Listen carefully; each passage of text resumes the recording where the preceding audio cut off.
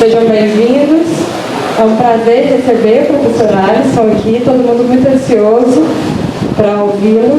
Então, sem mais delongas, no final a gente vai fazer a sessão de autógrafos e os livros estão sendo vendidos ali na livraria do Beto. Professor Alisson Mascaro, Belo Horizonte, dia 28 de novembro de 2023. Boa noite, Belo Horizonte, Minas Gerais. Boa noite. Alegria vê-las e vê-los. Registrando aqui Frei Gil Vander. Esta é uma terra que me acolhe tão bem, as tantas vezes que eu vim até aqui, em tantas atividades, e fazia anos que não vinha a Belo Horizonte. A última vez foi uma conferência antes da pandemia, então na minha conta já se faz mais de 4 anos que não vinha para cá. E ao chegar aqui, eu pude encontrar tantas companheiras e companheiros com tanto sorriso no rosto, tanto carinho, que vocês me deixam emocionado e com a certeza de que um pedaço daquilo que nos une não é apenas a batalha, a luta política e mesmo as ideias críticas. Um pedaço fundamental de tudo isso é o afeto. É algo do sentimento, é algo do coração, que eventualmente é maior do que a ideia e a luta. Porque a ideia, com ela se avança e eventualmente do erro se faz acerto. A política é uma arte e é um enfrentamento a partir do qual não há sequer cópia a fazermos integralmente do passado, do presente ou do futuro. O nosso tempo tem balizas do que já foi, algumas vitoriosas, outras derrotadas, e no entanto cabe a nós fazermos com as circunstâncias de hoje a transformação desse mundo em outro, e certamente não será totalmente igual a nenhuma coisa já tentada. Será outro, será novo, mas o afeto, este praticamente é o mesmo. Este afeto é: ou estamos do lado de quem apanha, ou estamos do lado de quem bate. Exatamente. Isto exatamente é sempre o nosso lado. Ou de quem passa fome ou de quem explora. E isto, senhoras e senhores, é uma petição de princípio fundamental para avançarmos neste nosso horizonte. Eu cheguei aqui agora há pouco e vi tanta gente tão querida que eu não conhecia pessoalmente, mas que tem tanto carinho, tanto sentimento, que posso dizer que há muitos anos somos amigos e amigas. Sem dúvida. Sem dúvida. Companheiro é quem comparte o pão, é quem pega o pão e troca, divide com o outro, com panes, em latim. E aqui estamos compartilhando deste pão. Este ano, no qual eu lancei Crítica do Fascismo, eu fiz questão de concluir os eventos nacionais dessa turnê que o Boitempo Editorial organizou de lançamento do livro. Eu fiz questão de concluir esta turnê em Belo Horizonte. Eu não podia deixar de fazer este evento aqui em BH, com tanta gente que havia solicitado, e incrivelmente de norte a sul do Brasil, neste ano inteiro. Eu vim 3 vezes a Minas Gerais, mas pelos interiores. Então foi em Uberaba, Viçosa e Juiz de Fora. Mas agora cheguei à capital deste estado querido. Eu quero aqui dizer que faz 11 meses, alguém pegou este livro e disse assim: agora o fascismo acabou, porque o presidente de pendor fascista perdeu a eleição. Não dá 11 meses, em las tierras hermanas viene outro. E eu saio de um estado cujo governador é quem é, e venho para outro cujo governador é outro que é também. Nossa!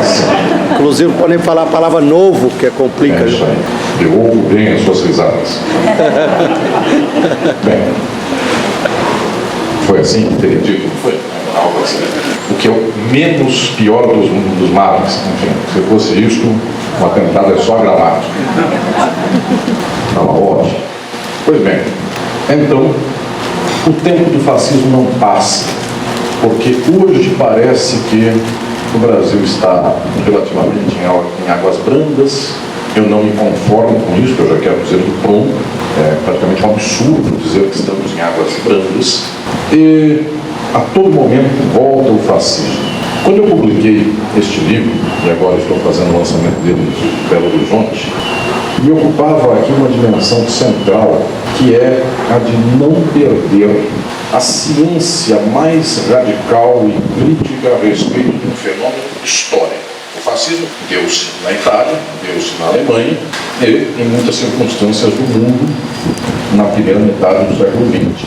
No Japão, com Hirohito, de algum modo, se pode dizer de uma grande fascistização da Espanha com Franco, de Portugal com Salazar. Os Estados Unidos tiveram um grande viés fascista mesmo. Aqui no Brasil, o integralismo foi uma espécie de reiteração de um horizonte muito similar ao do fascismo, e isso foi pelo mundo. Naquele tempo do início do século XX, o marxismo se pôs a tentar compreender de modo rigoroso e científico o que se passava. Já ao tempo da ascensão de Mussolini, os marxistas e as marxistas se ocuparam do assunto. Mussolini tomou o poder no final de 1922. Esse livro eu o escrevi exatamente para esta trágica memória de 100 anos que temos nós do fascismo no poder. 1922, 2022, 2023. É quando começa essa escalada fascista. Um pouco depois ela se dá. A Itália teve preeminência em face da Alemanha. As explicações de mundo do fascismo, via de regra, foram feitas por aquelas e aqueles que não queriam enxergar a causa do fascismo. Eu quero aqui dizer, em Belo Horizonte, para esta minha gente tão querida, mineira, que quase sempre a explicação do fascismo é dada por quem parte de um pressuposto capitalista. E ao partir de um pressuposto capitalista não pode enxergar a causa do fascismo. Tem que enxergar lateralidades. Mussolini era mau, Hitler era mau, quem estava junto com eles também era mau, quem votou neles mal também. De tal modo que esta organização de bem e mal, muito imediatamente dá no que os senhores sabem, que é esta diferença, esta classificação entre as pessoas de mal e o famoso, e até hoje muito reiterado, cidadão de bem. Ou de bem. Que é esta figura que por aí prolifera. Bem, então eu vos diria que, de algum modo, esta percepção de bem e mal, ela afasta qualquer compreensão das causas sociais do fascismo e fica uma dimensão do individualismo. Eu abro crítica do fascismo para dizer que praticamente a esmagadora maioria das leituras sobre o fascismo são estas de fundo moral e individualista. Eu sei que muitas e muitos me acompanham também de reflexões no campo da filosofia e sabem vocês que eu tenho uma classificação, uma proposta de leitura da filosofia contemporânea, engendrando, sistematizando os pensamentos filosóficos em 3 caminhos. O mais reiterado dos 3 caminhos de apreensão filosófica contemporânea é o caminho liberal. Então, esse caminho liberal crê que o mundo é composto de indivíduos cuja moralidade individual faz o caminho para lá ou para cá, faz a estrada política para um lado ou para o outro. Para quem é do direito, eventualmente tem aqui pessoas que são do mundo jurídico, irão para o inferno junto comigo, compulsoriamente, os demais provavelmente também, mas chance de purgatório. Embora estou vendo que médico está quase compulsório, enfim, várias outras classes. Ontem cheguei aqui em Belo Horizonte e me contaram que um punhado de engenheiros aqui de Minas eram votantes do bolsonarismo, depois perderam o emprego, enfim, é isso aí. O inferno já vem vivendo. Bom, Então, de algum modo, esta leitura liberal, que para o direito eu chamo de juspositivista, direito posto, falharam as instituições, falharam os indivíduos, eles são ruins. Essa leitura é recorrentemente a leitura padrão sobre o fascismo. Eu abro o livro dizendo, esta é a leitura majoritária, que se encontra por aí em livros, em aulas, em universidades. Essa leitura cabe nos Estados Unidos, cabe na Europa, cabe no Japão, e na falta de eu ficar desfiando o nome de países, cabe nesse mundo que os Estados Unidos dão o favor de me dar um rótulo só, para evitar qualquer problema e qualquer debulhar a mais, que é o mundo OTAN. Nesse mundo OTAN, onde está Harvard, que vocês gostam, Yale, onde está as universidades da Inglaterra, da França, da Alemanha, etc. Nesse mundo, xingar o fascismo é isso, xingar os fascistas, especificamente. Só que as instituições devem ser preservadas. O problema são os fascistas. Pois bem, eu digo aqui, eventualmente o maior modelo que passa por crítico, sem ser crítico desta leitura sobre o fascismo, é Hannah Arendt, liberal, de direita, que vai dizer: o problema do fascismo é que as pessoas são banalmente más. Isto é exatamente a leitura de mundo moralista. Se as pessoas não tivessem tanta inclinação banal ao mal, quem sabe as coisas seriam outras. Como é que essa gente vota banalmente em figuras como o Milei? Vou não falar do Brasil, porque eu sei que aqui, entre vós, há um bolsonarista, enfim, ele há de me trair, enfim, já disse Jesus, enfim, um de vós há de me trair, os dois. Então, alguém está aqui. Eu sempre digo que é o mais simpático ao final, na hora dos autógrafos. Como eu gosto das suas ideias, etc. Então, esse vai direto do FBI, relatório. Bem, que é uma perda de tempo, porque o que eu estou falando aqui está publicado no livro. Então, no livro com o tempo de gravar, está tudo lá, posto a termo, como se diz juridicamente, não é uma novidade. Pois bem, então, de algum modo, esta leitura, eu diria, da inclinação do bem e do mal, contamina esse discurso universitário, intelectual, e parece que é um discurso razoável, e razoável ele não é. Mas, pasmem, existe uma leitura que eu chamo de não liberal, não juspositivista, para quem daqui é do direito, e esta leitura diz assim: o fascismo tem causa. Esta gente é a gente que finge ser contra o fascismo para ser mais declaradamente fascista. Eu digo aqui, em crítica do fascismo, essa gente é a gente não liberal, cujo extrato filosófico é muito peculiar e que diz: a causa do fascismo é o socialismo. E esse é um argumento reiterado de Mises, que diz: o fascismo surgiu na Itália porque a ameaça do socialismo estava presente, então contra esta ameaça socialista tinha que se levantar o fascismo, que é uma ditadura, mas pelo menos salva as liberdades da propriedade privada.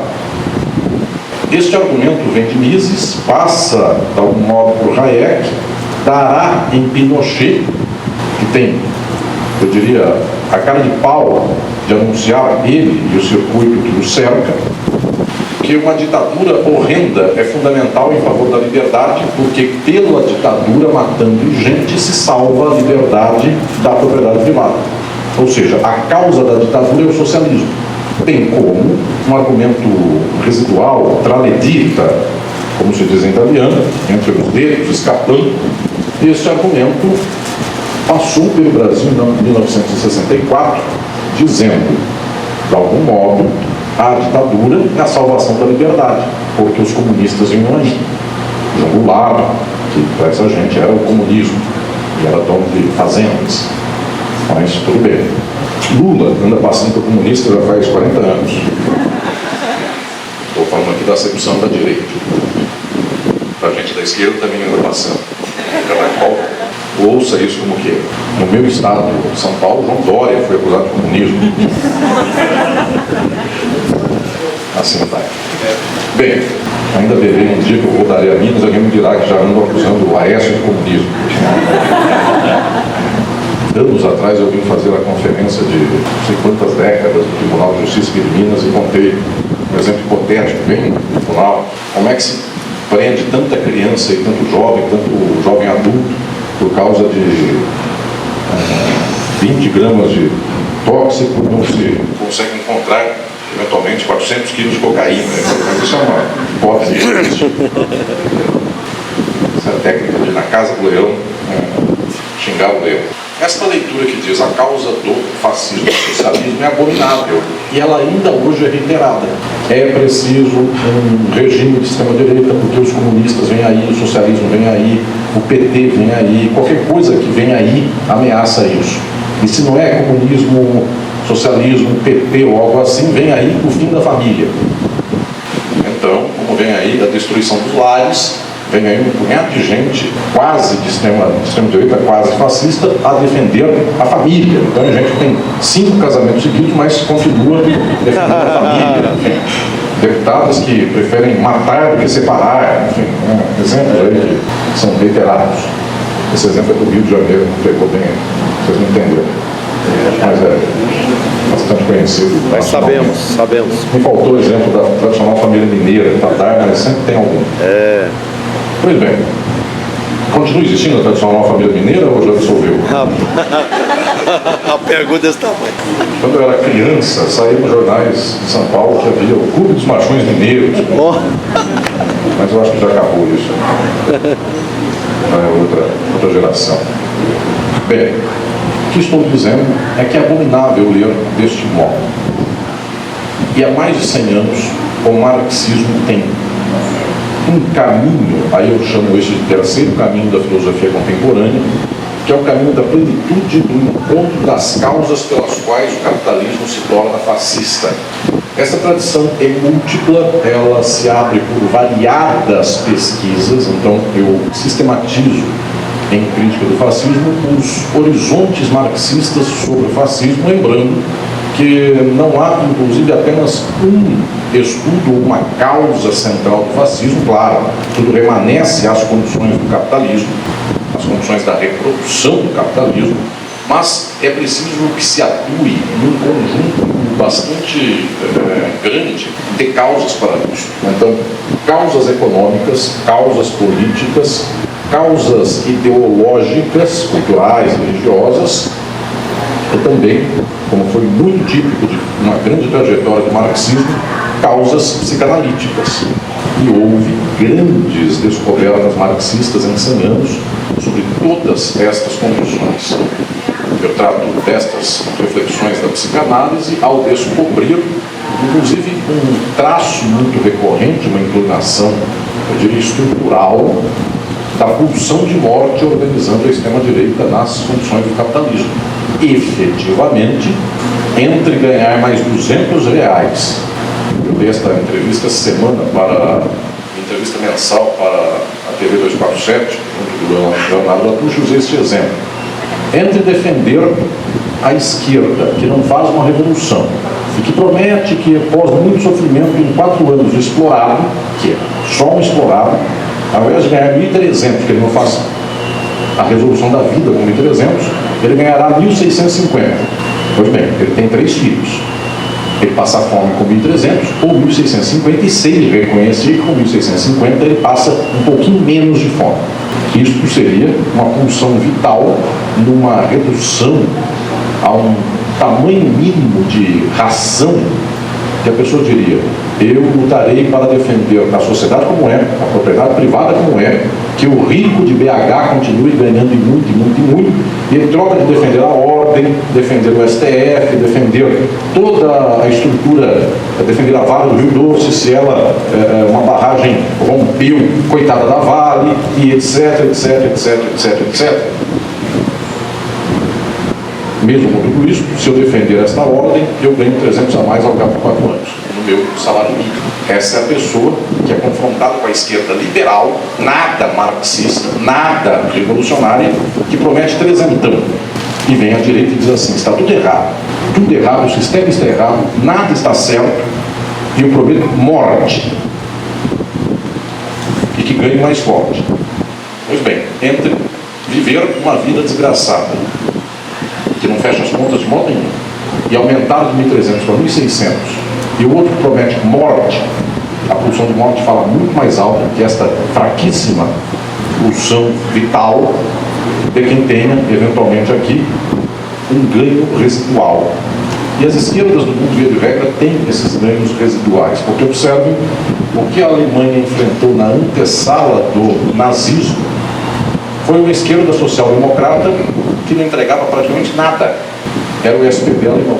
E enxugou o gelo por décadas, dizendo: vamos melhorar aos pouquinhos, vamos colocar na Constituição de Weimar que haverá direitos sociais. E o povo passando fome de 5 anos, 10, 15, e de vez em quando o SPD dava aumento de 20% no salário mínimo. Logo em seguida ganhava a direita e rebaixava o salário mínimo.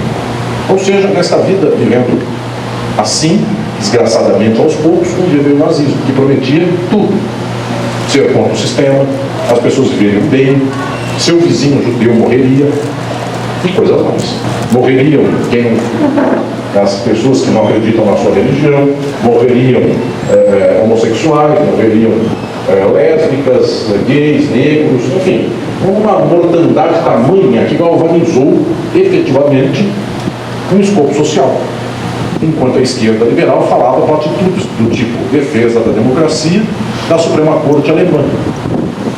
Um pobre passava fome, que equivale mais ou menos hoje a alguém que mora na extrema periferia de Belo Horizonte, ouvir que ele deve continuar passando fome, mas deve garantir o STF como salvaguarda da Constituição. Não faz sentido uma coisa como essa. A defesa da República, para quem não tem comida. Exatamente. Pois bem, o marxismo começa a estudar as causas econômicas disso e descobre que quaisquer condições que ameacem a reprodução capitalista, nos modos pelo qual ela se apresenta, ou seja, que as classes burguesas que têm uma certa taxa de extração de mais valor das classes exploradas, trabalhadoras, qualquer coisa que ameace isto já é uma sombra de um suposto comunismo, e nesta ameaça jamais as classes burguesas perderam o seu domínio, então elas jamais jogaram um jogo liberal de defesa das instituições, se essas instituições tirarem uma lasca do poder de classe da burguesia. Toda vez que as instituições ameaçarem tirar uma lasquinha do poder burguês, a burguesia dá golpe. E toda vez que essa lasquinha puder ser grande, a crise do capital não se resolve, a sociedade burguesa vai para a extrema-direita. Sempre. Isto foi na Itália, isto foi na Alemanha, não era para ser novidade, porque Marx estudou isso num livro chamado 18 de Maio de Luiz Bonaparte. A França fez o mesmo caminho. E ela, 60 anos atrás, havia feito uma revolução burguesa. Ela rasga o que ela ganhou em favor de uma dimensão de retrocesso. Assim foi com o Brasil, na ditadura, assim é com a burguesia do Brasil hoje. Ela só não está aqui no ato de rasgar instituições, porque nem precisa, basta a ameaça, basta que tenhamos forças armadas dizendo que gostam ou não gostam, basta um Twitter e já se deixa o Lula na prisão. Bom, então nós não temos bem instituições, nós temos um certo arremedo institucional que vai por aí, ou seja, toda a sociedade capitalista é do capital. Por causa disso, um homem como Michal Kalecki, um marxista quase esquecido hoje, mas nos meados do século XX, muito importante na economia, ele disse assim: o índice de que a burguesia vai à extrema-direita e ao fascismo é chegar ao plano emprego. Na hora que chegar ao plano emprego, o pobre ou a pobre olham para a madame e diz assim: trabalhar lavando sua calcinha por 1.300 eu não trabalho. Vou me pagar 1.600, eu não perco a minha vida deixando meu filho na creche para cuidar do seu filho. E então isso é insuportável para o capital e as classes médias. A condição de plano de emprego no Brasil chegou em 2013, com a Dilma. Foi quando haitiano e boliviano eram recebidos no Brasil para fazer o serviço que o brasileiro não fazia mais, por esse preço. Em 2013 começa o golpe, exatamente porque a classe média se incomoda. Os sintomas disso são essas expressões do tipo: está difícil andar no aeroporto porque tem muito pobre. Enfim, o aeroporto virou rodoviária. Exemplos como esses que são reiterados. Ou seja, não há hipótese de qualquer sociedade capitalista reformar-se. A hipótese de integrar de modo pleno a classe trabalhadora no capitalismo não é aceita pela classe burguesa e pela classe média. A universidade não suporta a plena integração da pobreza. A classe média é para fazer pesquisa na universidade e fazer colóquio sobre a pobreza, mas não resolver efetivamente, ou resolver a vida de alguns pobres simbolicamente, cuja narrativa então dirá: eu vim da periferia, mas não todos os pobres na universidade. Porque eu digo que todos os pobres forem à universidade, neste dia a universidade é a educação da sociedade inteira. E de que adianta alguém ser professor, doutor, professora, doutora, se todos são? A única graça de ser doutor é que o resto não seja. Exatamente. Isto é, inclusive, para esse espaço, eu diria, intelectual de esquerda. Eu não tenho nenhuma confiança, nem nenhuma esperança na esquerda liberal do mundo, e é ela que domina mais ou menos os espaços que se apresentam na sociedade. É quem toma um cafezinho com essa castanhazinha, não sei de onde vem, o café mineiro que foi plantado pela Dona Maria com muito amor. Enfim, vem uma história, uma palito preto começa aqui, escreve com giz, enfim, café veio de não sei de onde. Bem, num ambiente como esse, as artes, no geral, o cinema, etc. Gente que não sabe o que é pobreza, enfim, que se soube e quer esquecer. Não dá para reformar o capitalismo. E também as causas psicanalíticas pelas quais nós vemos que é o povo que apoia a inclinação fascista, porque para o povo a vida não faz sentido. A pulsão de morte vale muito mais do que a pulsão de vida. Para quem tem uma vida miserável, esta é a verdade. Para quem ganhará 1.600 e saiba, sair de 1.300 para 1.600 é sofrer mais. Porque com 1.600, vamos dizer, 2.600 é pouco, porque a esquerda, quando está no poder, dobra o salário. Eu nunca vi nenhuma esquerda dobrar o salário mínimo. Mas, imaginemos nós que tudo ande bem e a esquerda dobra o salário mínimo, coisa que ela jamais fará. Mas, se ela dobrar o salário mínimo, o sujeito que ganha 1.350 passa a ganhar 2.700. Ao ganhar 2.700, a vida dele passa a sofrer mais. Porque com 2.700, alguém diz para ele: agora você já pode frequentar o Cine Belas Artes. Está em cartaz, esperando Godot, remasterizado. Pois é, essa pessoa passa a sofrer, porque com 1.350 ela não põe o pé aqui, passando em frente, ela ignorava esse espaço. Com 2.700, eventualmente uma vez na vida, empurram essa pessoa para vir aqui ver, enfim, ladrões de bicicleta. E não faz sentido para essa pessoa ver este filme, porque inclusive ele verá gente comentando o filme, dizendo da tomada, do take, da iluminação maravilhosa do filme. Isso, a fotografia do filme é magnífica, e o cara pensa: puxa, mas que é a fotografia de um filme, sendo que eu estou vendo o filme em movimento? Não estou vendo fotos paradas, enfim. O que seria isso? Fotografia, etc e tal. Ou seja, ganhar 2.700 faz a pessoa sofrer mais. 1.350, o assunto dela é Anitta. 2.700, ela é exposta a quem fala a respeito do Godard, das belas obras do Glauber Rocha. Isso é uma tragédia, é uma humilhação sem fim. Bem como o universitário pobre chegar à universidade é uma desgraça no seu bairro, porque ele não melhora a vida do bairro, ele vira bacharel, ou seja, todo o resto não é, e ele tem um discurso que os demais não têm, ou seja, uma humilhação total para todos os demais. É uma raiva que há de todo um bairro daquele que passou no vestibular, ao qual o Unifes inclui, ou inclui todos, ou se incluírem alguns, é a tese aqui fundamental do marxismo, que este pequeno movimento de alguns gera o ressentimento geral. Exatamente. E este ressentimento está nisso. Bem, é melhor ser burro do que ser inteligente. Mas como é melhor ser burro do que ser inteligente? Ser burro é tomar a decisão na hora certa sem pensar. E para sair disso, dizer, é ser macho e pegar o touro à unha, é um pulo. E ser muito inteligente é pensar 3 vezes. Pensar 3 vezes é morrer. Então é uma frescura ser inteligente. Porque na hora que o boi vier, eu tenho que dar conta do boi, do laço. Então, senhoras e senhores, efetivamente, esta estruturação da reforma do capitalismo é um problema. Ela gera o fascismo.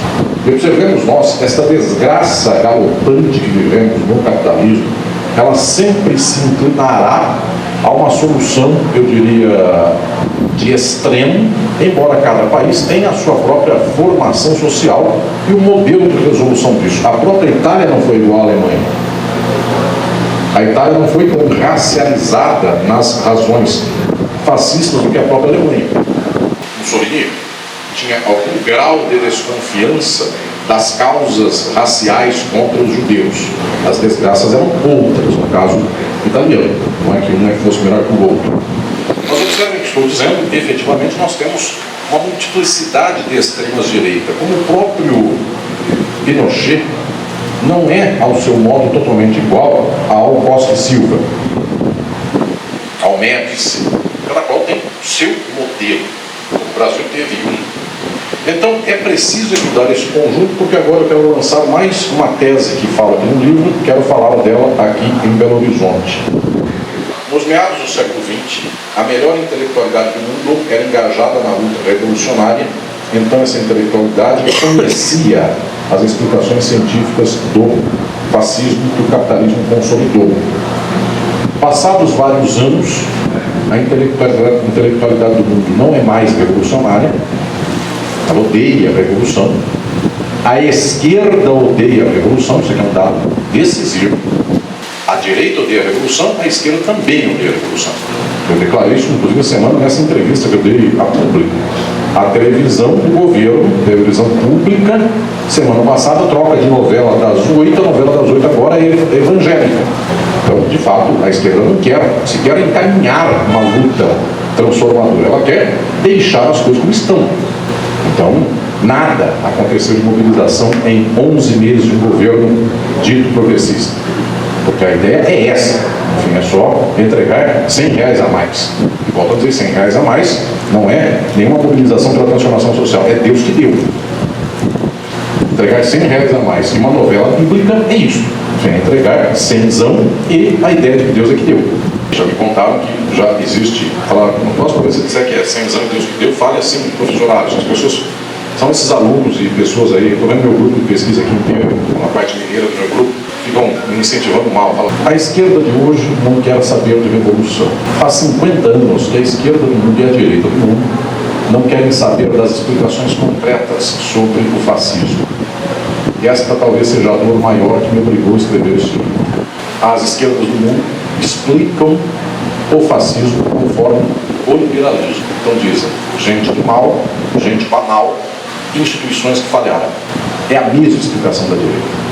Essa explicação vai da direita liberal até a esquerda liberal. E não salva um. E o marxismo foi acabando, a luta revolucionária foi se perdendo.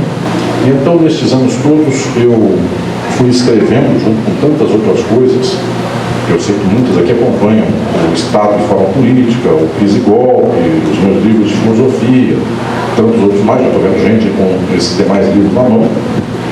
Eu tinha que escrever a crítica do fascismo em primeiro lugar, porque eu não sabia e continuo não sabendo que hora o fascismo toma o mundo capitalista. Eu estou dizendo às senhoras e aos senhores, efetivamente, eu não sei que hora o fascismo toma o capitalismo. Do jeito que vai, ele toma em menos de 20 anos. Não tem o que salva estas circunstâncias. E pode ser muito mais cedo do que isso.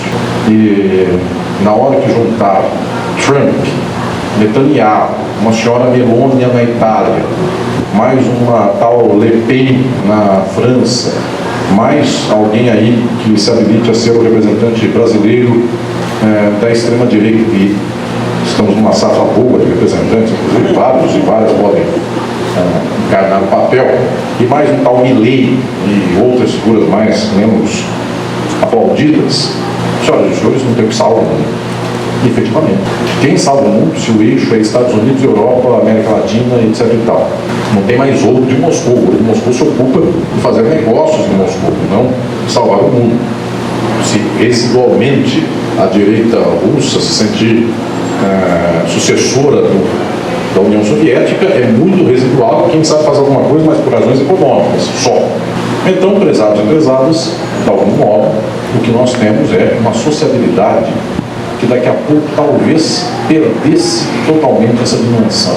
A minha missão ao estruturar a crítica do fascismo foi deixar o legado de 100 anos de ciência marxista para o nosso tempo. Eu não sabia se eu tinha mais um ano para isso, porque eventualmente as circunstâncias do fechamento social podiam ser extremas. E eu quero lhes dizer, eu não gostaria de lhes contar uma razão profunda pela qual eu escrevi este livro. E eu fiz uma turnê nacional que está que eu quis que se encerrasse na minha querida Belo Horizonte, cada vez que neste ano eu peguei o avião e fui para um lugar do Brasil de norte a sul, e tanta gente que eu estou vendo aqui hoje, e abracei tanta gente, fiz tanto autógrafo, uma dimensão passava por mim que é a seguinte: nesta capital, nesta cidade, tem 1, 2 ou 3 ou 4 ou 5 que tem exemplares deste livro na mão. Se um dia queimou tudo na casa de alguém que não esqueceu de bater na porta dele, na biblioteca que queimaram, mas ficou na casa de alguém, resta um livro. Isso é uma garrafa ao mar. Daqui 40 anos, alguém encontra este livro e lê por lá. Fulano de tal, marxista, explica a causa do fascismo. É quase como se eu deixasse uma garrafa lançada ao mar. Para mim, esta é a razão decisiva. Era entregar um sistema de um século de pensamento crítico sobre o fascismo, contra o fascismo, para uma geração que não mais lê de modo marxista a realidade. Eu precisava deixar esta garrafa ao mar.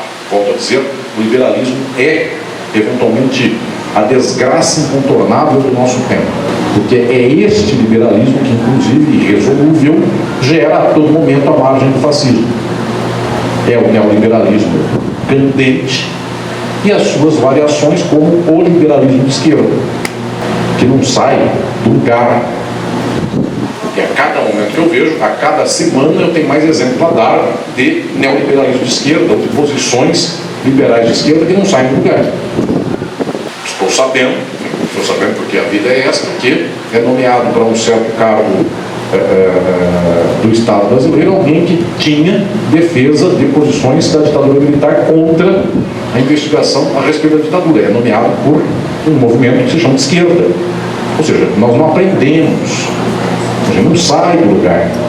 Ao que me fez um dia, então, inclusive, dizer: se o próximo Procurador-Geral da República, ou outro, voltarem a aprender os governantes de esquerda, é a frase daquele cantor que um dia disseram que queriam fazer uma live dele comigo, o tal Falcão do Ceará, que é um cara que tem uma cor aqui na lapela, e que disse: todo castigo para a cor é pouco, porque na 10ª vez, enfim, mesmo sistema, e até eu já percebi que o melhor é eu não ficar só defendendo, eu dizer, é isso mesmo, enfim, sai mais didaticamente suficiente eu falar o contrário. Não, escolhe mesmo, escolhe o pior, porque assim funciona. Se eu começar com essa escolha o menos pior, só dá nisso. Era preciso fazer essa sistematização, porque a nova geração de universitários e universitárias já tinha perdido isso. Estudos sobre crise social do capitalismo sempre são estudos que recaem no âmbito do liberalismo, porque quem demarca este horizonte é este espaço dos Estados Unidos da Europa. E esse espaço sempre é na política Hannah Arendt, liberalismo, no direito é Kelsen e uma série de defensores das instituições do Estado liberal burguês, que nunca sai do lugar. Então era preciso dar um passo além em termos de horizonte. E eu estou muito feliz porque neste tempo que estou lançando Crítica do Fascismo, a cada cidade que eu vou há pessoas que dizem: li o livro, os eventuais que leram antes, mas depois também as pessoas me dizem, e nunca ouvi falar de tal autor, de tal ideia. E as pessoas começam a pesquisar sobre essas coisas, começam a andar nesse caminho. Então, no final das contas, isso aqui eu quis fazer para o nosso tempo como um legado quase que didático, sistemático, para que uma geração inteira floresça. E o melhor modo de fazer o caminho da transformação social não é ficar falando pelo negativo das leituras institucionais liberais, muito pelo contrário, é falar do positivo da transformação social. A causa é o capitalismo. Ou o nosso tempo começa a falar de capitalismo como problema e socialismo como solução, ou o fascismo mata nas formas mais variadas. Eu gostaria de dizer aqui às senhoras e aos senhores que a luta ideológica é fundamental. Fábio e queridas e queridos do Centro Socialista, para mim é uma alegria vir a Belo Horizonte e ver um grupo tão engajado de gente, de companheiras e companheiros, que põem na camisa o nome socialismo e que me dão, mais uma vez, esta geleia tão querida, que é a geleia socialista. Em Belo Horizonte.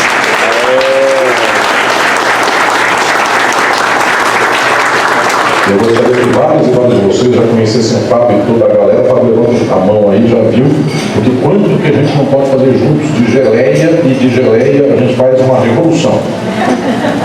É de Amora essa aqui, ó? É de Amora. Tinha outra também, né? Jabuticaba. É isso aí. E quem sabe já também as pessoas não fazem a geleia. O que é uma geleia? Me dão outra fruta socialista aí. Me falta um exemplo. Qualquer fruta é socialista. Bem. Então, prezados e prezadas, eu não podia deixar de vir a Belo Horizonte compartilhar com vocês esta reflexão que para mim é muito especial. Eu aposto muito em vocês. Eu tenho um carinho enorme por esta gente mineira que tomou nas mãos a ideia de falar do socialismo de novo, sem ter vergonha, porque é disso que se trata. E eu falo isso, inclusive, com anos. Alguém tem um estado de forma política aqui na mão? Me empresta minha companheira. Como é que você chama, minha companheira? Marciana. Marciana, puxa vida. Não vou dizer que meu nome será João Mineiro, só para fazer uma piada. Você conhece? João Mineiro e Marciano. É só porque eu esperava que eu falar de Mozart, Mahler, Beethoven. Eu vou. Quando me vem muito enchendo o saco, poxa, toda hora eu falo de música clássica, etc. Então eu entro com João Mineiro e Marciano só para irritar a pessoa. Mas também, se vier demais com o João Mineiro e Marciano, eu volto para o Shostakovich. A ideia é fazer um movimento contrário. Onde foi, minha querida Rita, que eu citei, o Trio Parada Dura, que eu já não lembro mais? Foi no grupo de pesquisa. A Rita, no meu grupo de pesquisa, com a turma toda, eu fiz questão de fazer isso. Bem, aqui no Estado de Forma Política, esta minha insistência em dizer que o nosso problema é a forma do Estado, a forma do direito, a forma do dinheiro, a forma do valor e a forma da mercadoria. Há anos eu venho falando isso, e agora eu quero dizer, Marciana querida e todos, que este meu carinho muito grande que eu tenho pela nossa gente, pela luta da nossa gente, me faz trazer uma multidão de gente de esquerda liberal para um horizonte um pouco mais crítico.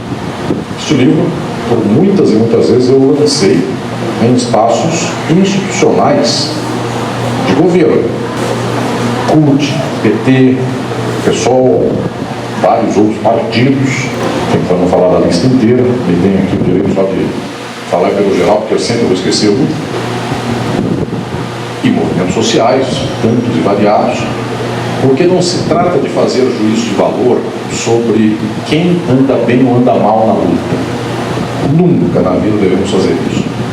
Se trata de buscar formar pessoas, lutas, movimentos, partidos para a luta socialista. Então quem não é, que o seja, e não simplesmente você não é e não está comigo. Para mim, é possível que nós, com a ciência sobre o funcionamento do capitalismo, é possível que sejamos nós que venhamos a mobilizar esta gente do mundo que hoje vai toda ela para a extrema-direita. Porque é disso aqui o fundamental da questão. Eu não me conformo que a gente do mundo passando fome nas periferias de Belo Horizonte, de São Paulo, do Rio, ou de qualquer cidade do Brasil, do mundo, ou de Buenos Aires, de onde quer que seja, eu me conformo que essas periferias caiam para a extrema-direita, que ao cabo só as mata, porque a extrema-direita vai sofrer, vai fazer sofrer esta gente. Por que o nosso povo, no entanto, não vem para a luta socialista? Dentre outras coisas, é porque a esquerda, que é liberal institucional, é incapaz de falar do João Mineiro e Marciano. É isso. Porque, obviamente, sei lá, 1/3 de vocês já ouviu falar dessa gente, dessa dupla. Só que pega tão mal no ambiente das belas artes, dos universitários, falar disso, que o assunto é clube da esquina. E se eu escarafunchar Belo Horizonte até a ponta, mais gente escuta Trio Parada Dura do que clube da esquina. Posso até dizer, infelizmente, porque senão aqui não é juízo estético, ou até posso dizer felizmente, para mim tanto faz. A questão decisiva é que nós não temos cheiro de povo. E quem veio com rastro de cheiro de povo perde rapidamente, porque depois que inventar um perfume já se esquece do cheiro do povo também fácil. Pois bem, senhoras e senhores, aí o povo é abandonado para quem faça o seu bom discurso à lá João Mineiro Maraciano, que vai dizer: a culpa é da família, que não tem Deus, a culpa é de não sei quem, e aí põe o rosário de sempre das vítimas do mundo que passam por causa da desgraça dos outros, que é sempre mulher, sempre negro e negra, LGBTQIA+, enfim, é um rosário fascista que organiza qualquer sociabilidade. Eu tenho muita esperança. Se um dia nós abandonarmos esse discurso desgraçado de defesa das instituições do capitalismo, que não devia estar nas mãos nem na boca das esquerdas, nesse dia a gente consegue ter mais maiúscula força de luta pelo mundo, pela transformação do mundo. Porque quem tem que dizer que o sistema está errado somos nós, não é a extrema-direita. Não é essa gente que vem aqui para defender o sistema, porque é disso aqui o fundamental. A extrema-direita é a maior defensora do sistema capitalista, fingindo que é contra o sistema. Então somos nós que deveríamos fazer esse papel e dizer para o povo: em 6 meses sai a revolução. Só que a gente não aguenta falar isto. Porque eu também já quero fazer aqui uma espécie de reflexão nesses tantos anos meus de produção, de escrita, dos livros, de fala pública, de intelectual público, também já posso vos dizer, já consigo ver um certo núcleo de pessoas que diz assim: e eu aguento falar do socialismo, e falar que o capitalismo não é o problema. Já está saindo da boca de uns 3. Aí quando eu puxo um pouco mais o fio, e aí? Um dia o socialismo será a solução. Então esse um dia continua sendo um problema, porque o socialismo é a solução para daqui 6 meses. Mas 6 meses é impossível. A Rússia, que era um país atrasado, atrasadíssimo, desgraçado, lá tinha um czar, lá tinha, me lembrem o astrólogo da Virgínia deles, o nome que era, o Rasputin, minha companheira, seu nome, minha companheira? A Lenice, ela está aqui me ajudando, bastidores, é meu ponto. O Rasputin, gente, um Rasputin, então tinha coisas muito esdrúxulas na Rússia. Não é só aqui que tem esdrúxulo. E fez uma revolução em 6 meses. E basicamente, a primeira pergunta, mas o povo entendeu o livro primeiro do Capital do Marx em 6 meses? Não, o povo escutou o seguinte: pão, terra e paz. A gente é incapaz de dar esse mesmo. A gente é capaz de dizer: vou pegar todas as propriedades da Vale e vou dar para o povo. Vou pegar todo o latifúndio e dar para o povo. Quem quiser plantar café gourmet vai ter terra à vontade. É só cavucar. Mas não vai ter semente. A Embrapa vai ser do povo. Então, é assim que vai. Estou sabendo também que já tem um café que é deglutido por um passarinho, que sai de outro lado, que é caro. Vamos dar deglutição de café para todo o povo, na forma de passarinho. Quem não souber o que se trata, queira saber também, parar de tomar café. Bom, então, é preciso que nós comecemos a não só ter uma história da crítica social, mas nos engajemos. O mais importante, meus prezados e prezadas, eu volto a dizer, está no campo hoje, na situação de hoje, da ideologia. É aquilo que Althusser, Lacan, Balibar, Martha Harnecker, esta grande marxista latino-americana, que morreu faz poucos anos e era uma batalhadora que frequentava o Brasil, Zizek e tantas mais, sempre perceberam: se nós jogarmos na defensiva, ou seja, na negatividade, no não, a gente não opera nada na luta social. Que é a negatividade? Dizer: o capitalismo não é certo, o capitalismo não inclui, o liberalismo não inclui, o liberalismo não é certo. Isso é jogar no campo dos outros, dizendo: o capitalismo e tirar qualquer negatividade disso. A grande questão do mundo é dizer: o socialismo é o caminho, é a solução. Isto é a positividade maior do que a positividade do capitalismo, porque o capitalismo não opera na defensiva, o capitalismo opera no ataque. O capitalismo é certo, o ser humano é isso mesmo, meritocracia, individualismo, homem é lobo do homem, cada qual cuida do seu, e etc e tal. Defenda a sua família, não pense nos outros, egoísmo é um modo de ser. Um dia eu tive um plano de ouvir um fulano que diz na Bíblia, Mateus, primeiro os meus. Que versículo é esse? A pessoa, esqueci. Mas isso aí está passando por Bíblia. Ou falamos do socialismo e lutamos ideologicamente, ou não vai no nosso tempo bem. Por isso eu não acredito na universidade. E olha que eu sou professor universitário da faculdade mais antiga do Brasil, onde me formei e dou aula. É a Faculdade de Direito da USP. E mesmo assim eu não acredito na universidade. E olha que aqui, quem é do meu grupo de pesquisa? Levanta a mão só para eu ver. Tenho 3 aqui. 3 ou 4? 3. Pois bem, olha que tem mineiro por todo lado. Tem Minas, eu encontro algum do meu grupo de pesquisa. E, quem sabe, no futuro eu recebo mais algumas e alguns de vocês no meu grupo de pesquisa e passam a ser meus pupilos e pupilas. Quem é que é? É você que já falou que... Você que é de Varginha? Isso aí. Então, você pega um ET e pousa lá no campo de Marte. Toda a reunião. Continua tendo ET por lá ou já acabou a história? Depois vem. O pousadismo, que é um movimento socialista, acreditava que os ETs iriam contribuir para a luta socialista. Então, uma das razões para acelerar a luta era fazer campo de pouso de ET, uma das formas. Bem, digo para a pessoa, escuta isso na internet, ela sabe que é mentira? Não, do que é verdade. As pessoas abriram um campo de pouso esperando ETs socialistas. Já são meus amigos, o TPC já terei uma boa consideração a respeito dele. Então, prezados e prezadas, esta forma de luta, eu que sou um homem da universidade, e tem tanta gente aqui que é universitária, entendo, eu não gostaria de produzir a ciência para a universidade. Eu gostaria de falar na rua.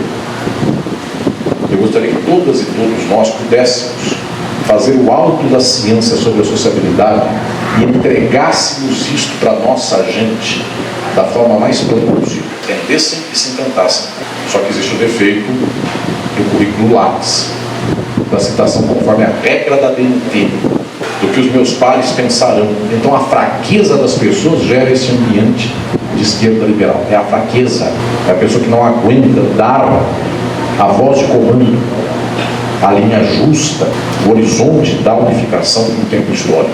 Nós não aguentamos mais ser como Lenin, como a Rosa de Luxemburgo, como Marx, como Che Guevara, como Agostinho Neto, que dava a voz de comando e fazia poema em Angola.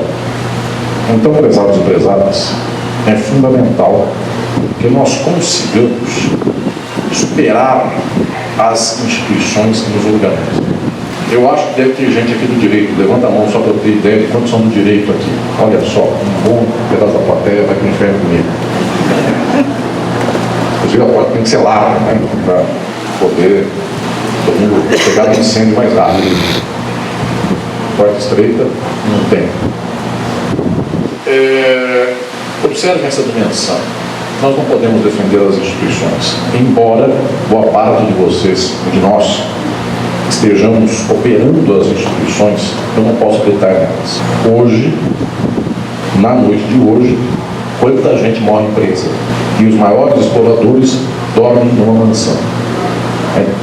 Esta, eventualmente, é a dimensão mais trágica daquilo que nos organiza. Eu vi aqui a Cláudia, não sei se a Cláudia continua por aí. Cláudia, querida, aqui, minha querida Cláudia. Então tem mais uma do grupo. Então são 4. Eu não tinha visto a Cláudia ali sentada. Quanta gente está presa e morre por causa do direito. E quanta gente, por causa do direito, está vivendo uma babesca caliente. Quanta gente nunca ouviu falar de Minas Gerais e é acionista da Vale do Rio Doce em qualquer país do mundo. Não sabe o que é Itaburito, qualquer coisa assim. Não sabe falar o nome, sei lá, qualquer coisa aqui. Prezados e prezadas, para mim, estar aqui com vocês, não imagino a emoção que é por encontrar este coração tão especial de vocês. Eu cheguei aqui, quantas e quantos de vocês me abraçaram e disseram que caminham comigo nesta luta, acompanham as minhas falas, os livros, enfim. Mas, como diria o velho Lupicínio, que não era mineiro, era gaúcho, Rodrigues, alguém há de lembrar do Lupicínio, que acompanham as bobagens e coisas bonitas que dizem que eu falo. Enfim, isso era uma música do velho Lupicínio, homenagem, linda música. Para mim, o decisivo é que haja ciência. Por isso, falar deste livro, falar da reflexão científica é, para mim, muito especial. Porque eu sei que da ciência, se eu encontro o vosso coração e nós nos encontramos, nós nos unimos num caminho de revolução. Praticamente o mais avançado do marxismo sempre foi dizer: o marxismo é ciência e revolução. Não é só bater, só falar, porque isso inclusive é bater a esmo.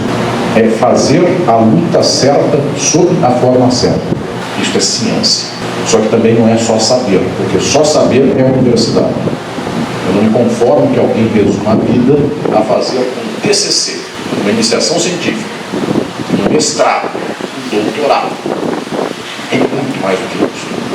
É agir para transformar o mundo.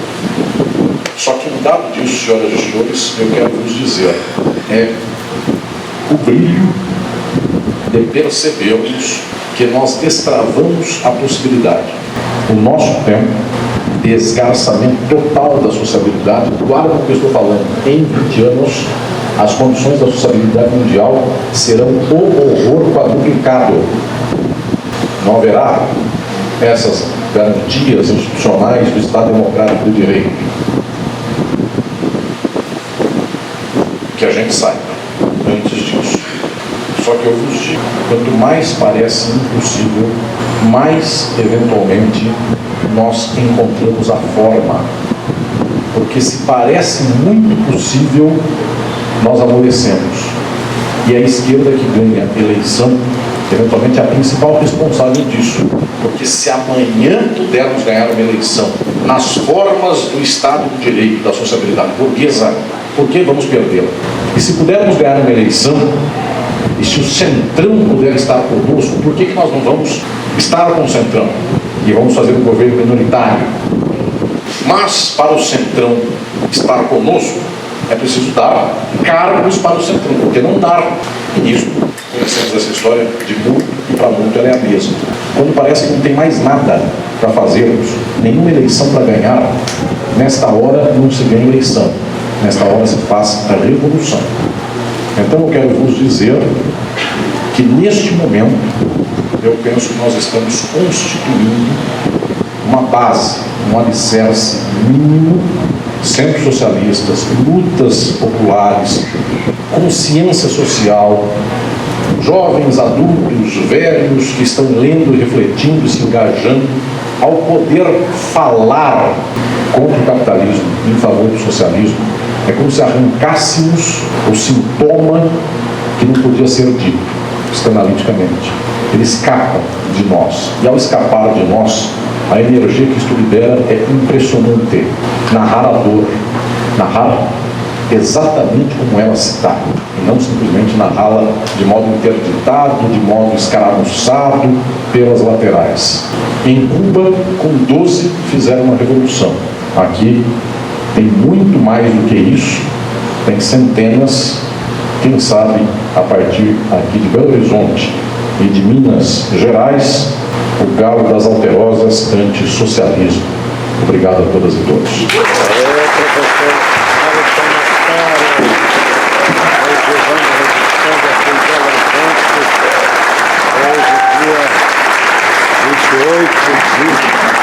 Novembro de 2023.